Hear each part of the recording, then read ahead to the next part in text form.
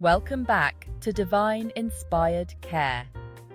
A recent study conducted by Dr. Azmi Faisal and colleagues at Manchester Metropolitan University has revealed some startling findings about vaping.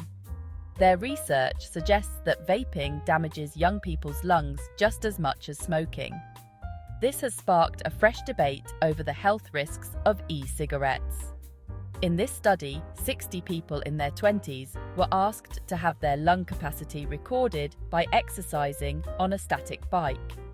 The participants were divided into three groups: 20 non-smokers, 20 vapers who had been vaping for at least 2 years, and 20 smokers who had been smoking for at least 2 years.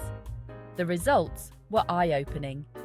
Vapers had an average peak exercise capacity of 186 watts, which was almost identical to the smokers' 182 watts.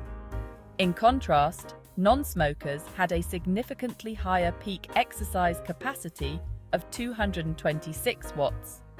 This capacity measures the maximum physical exercise someone can achieve. But that's not all. Both vapers and smokers were less able to take in oxygen, clocking in at 2.7 and 2.6 litres a minute, respectively. This is much lower compared to the non-smokers who managed 3 litres a minute. Dr. Faisal and his team also found that both vapers and smokers exhibited signs that their blood vessels were not functioning as effectively as those of the non-smoking, non-vaping group. Blood tests and ultrasound scans indicated that vapers and smokers were more out of breath, experienced intense leg fatigue, and had higher lactate levels in their blood, a clear sign of muscle fatigue, even before reaching their maximum level of exercise. The study adds to the growing body of evidence that long-term vaping is harmful, challenging the notion that vaping is a healthier alternative to smoking. The proportion of adults in Britain using vapes has climbed steadily over recent years, but the rise among young people aged 11 to 17 is even more alarming. This age group has seen an increase from 1.3% in 2014 to 7.6%. Medical research has found that vaping increases the risk of cancer by altering DNA and may damage the brain and vital organs due to toxic metals like lead and uranium in e-cigarette aerosols and liquids.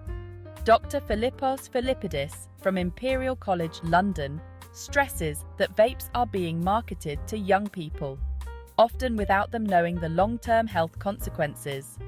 Doctors and policymakers need to be aware of these risks, and we should do everything in our power to help young people avoid or quit vaping. The government has committed to cracking down on the irresponsible marketing of vapes to children and progressively outlawing smoking. This is a wake-up call for all of us. Let's take action and protect the health of our younger generations. Thanks for tuning in and stay informed. Please remember to like, share and subscribe. Until next time, goodbye.